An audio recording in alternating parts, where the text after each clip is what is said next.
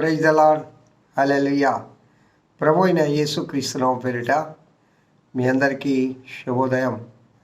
ప్రియులారా, ఈ 3వ తేదీ 5వ నెల 24వ సంవత్సరంలో మనము చేరి ఉన్నాం. ప్రార్థన చేసుకుందామా?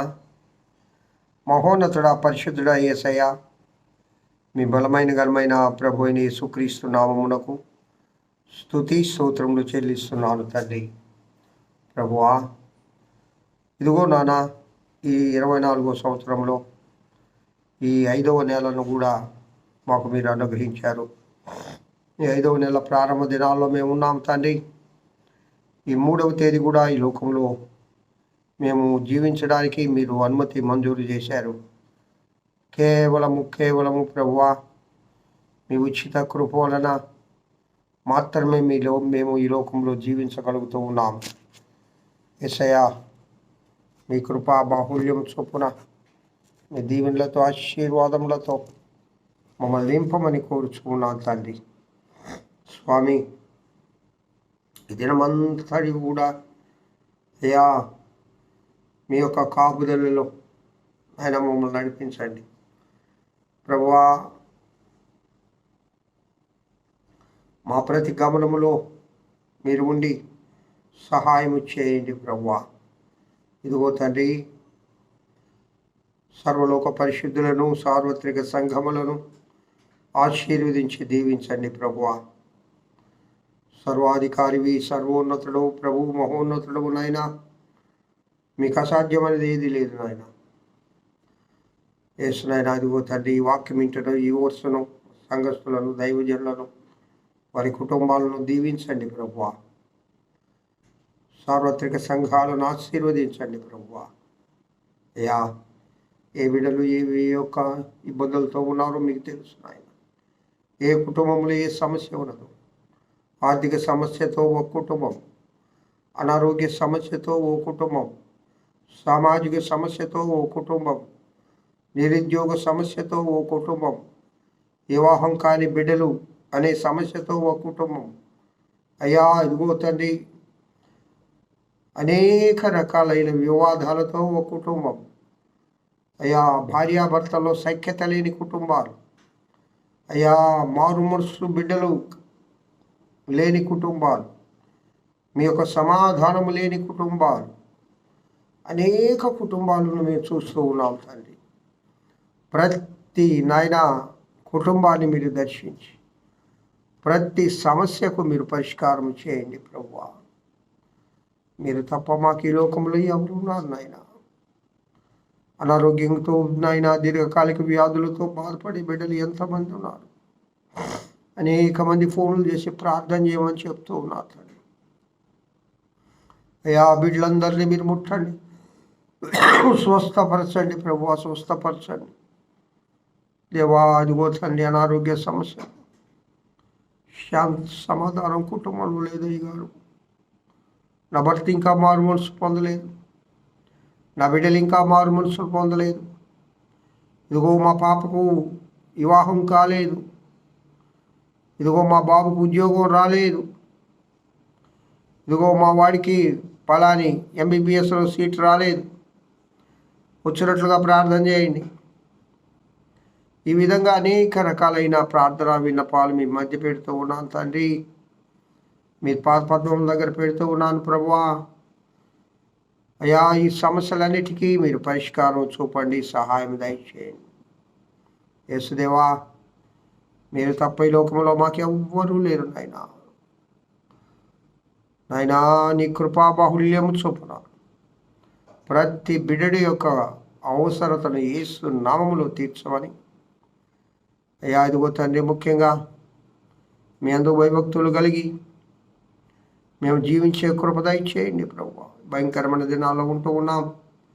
ఈ ఎండ వడగాల్పులు తగ్గించండి ప్రభు. నిన్నటి దినం తిరుపతిలో వర్షం కురిపించారు, స్తోత్రాలు. అయితే ప్రభువా, ఈ వర్షాభావం ఎక్కువగా కురిపించి ఈ వేడిగాలను తగ్గించండి. ఎన్నికలు జరుగుతూ ఉండగా ప్రశాంతంగా 3 విడతలు జరిగించారు మా దేశంలో.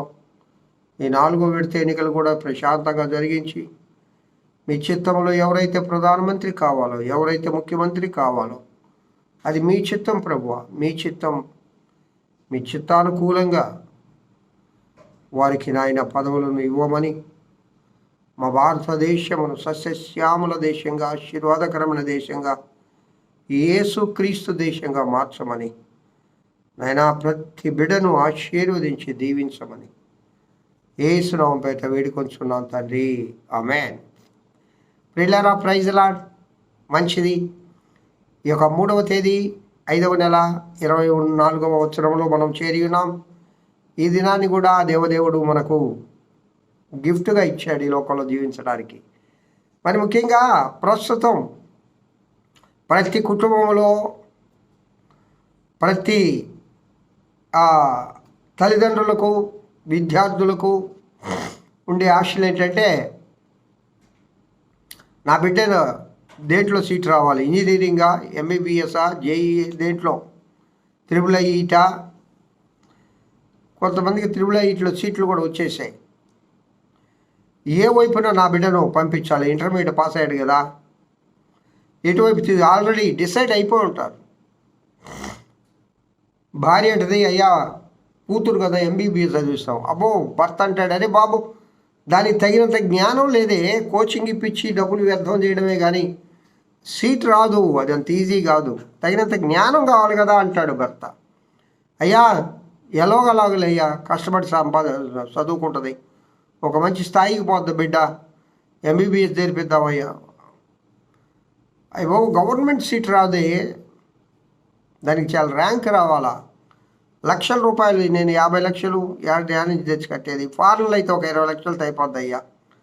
ఈరోజు 20 లక్షలు ఎక్కడ తెచ్చేది, రేపు దాని మ్యారేజ్కి ఎక్కడ తీసుకొచ్చేది అని ఈ విధమైన కుటుంబంలో డిస్కస్లు ఇవి. ఎందుకంటే బిడ్డల జీవితాలను ఎట్లా సెటిల్ చేయాలా, ఇంకా జూన్ నెలలో ఎడ్యుకేషన్ ఇది ప్రారంభం కాబోతుంది కదా, ఒకే డిస్కషన్లు జరుగుతుంది. ఆ వేడి ఉంటుంది కుటుంబాల్లో. ఎన్నికల వేడి అనేది తాత్కాలికలేండి, లోకంలో అనుకుంటుంటారు, చేస్తూ ఉంటారు, పోతూ ఉంటుంది. కానీ దేవుడు ఎవరినైతే ముఖ్యమంత్రిగా అక్కడ ఉంచాలనుకుంటారో, ఎవరిని ప్రధానమంత్రిగా భారతదేశానికి ఉంచాలనుకుంటారో దైవ చిత్తం జరుగుద్ది. క్రైస్తవులమైన మనం నమ్ముతున్నాం, దాని గురించి మనం అంతగా పట్టించుకోవాల్సిన అవసరం లేదు. కానీ ప్రతి ఒక్కరు ఓటు హక్కు నిస్వార్థంగా వినియోగించుకోండి, మీకు ఇష్టమైన వాళ్ళకి ఓటే.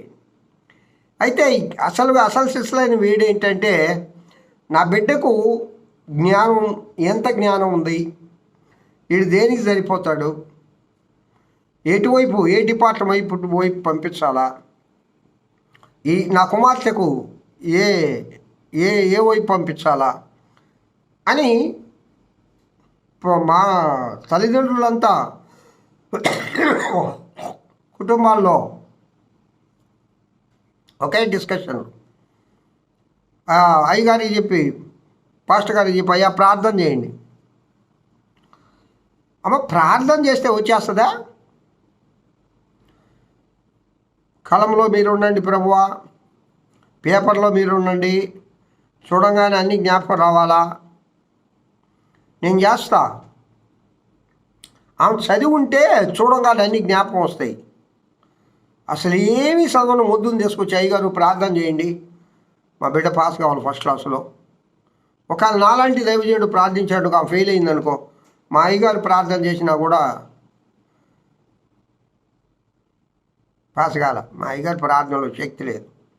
మరి బాబు నీ కూతురులో జ్ఞానం లేదు, చదవాలా. మన చదువు, మన కృషి మనం చేసి దేవుడు సహాయం కొడితే సహాయం చేస్తాడు. కానీ గుడ్డిగా దేవుడి దగ్గర లేకపోతే బైబిల్ తల కింద పెట్టుకొని నిద్రపోతారు వాళ్ళు, పుస్తకాలు తల కింద పెట్టుకొని నిద్రపోతే మైండ్కి ఎక్కిపోతాయా? కాబట్టి ప్రియులారా, అయితే అందుకే సాల్మన్ మహారాజు అంటాడు ఒక మంచి మాట, సామెతలు గ్రంథము 2వ అధ్యాయం 6వ వచనంలో, యెహోవాయే జ్ఞానమిచ్చువాడు, తెలివియు వివేచనయు ఆయన నోట నుండి వచ్చును. Praise the lord. ఏమండి, దేనికోసం మీరు వెంపర్లాడుతున్నారు, దేనికోసం పరిగెత్తుతూ ఉన్నారు? అయ్యో ఈ విధంగా, ఏ విధంగా, ఆ విధంగా, ఏది చదవాలి, అది చదవాలి. నువ్వు దేవుని దగ్గరికి రా, నీ జ్ఞానం ఇచ్చేవాడు యెహోవాయే, తెలివియు వివేచనయు ఆయన నోట నుండి వచ్చును. కాబట్టి దేవుని నోటి మాట విను, దేవుని దగ్గరికి రా. నీకు తెలివి జ్ఞానము అనుగ్రహించేవాడు ఆయనే. అంటే దేవుని దగ్గరికి వస్తే జ్ఞానం వచ్చేస్తుందా? వస్తేనే చాలదు. యెహోవా యందు భయభక్తులు కలిగి ఉండుట జ్ఞానమునకు మూలం. నువ్వు దేవుని యందు భయభక్తులు కలిగి ప్రార్థన చేయి. దేవుని నోట నుండి వచ్చే తెలివి వివేచనకరమైన మాటలు విను, వాటిని అనుసరించు. దేవుణ్ణి జ్ఞానం ఇస్తాడు.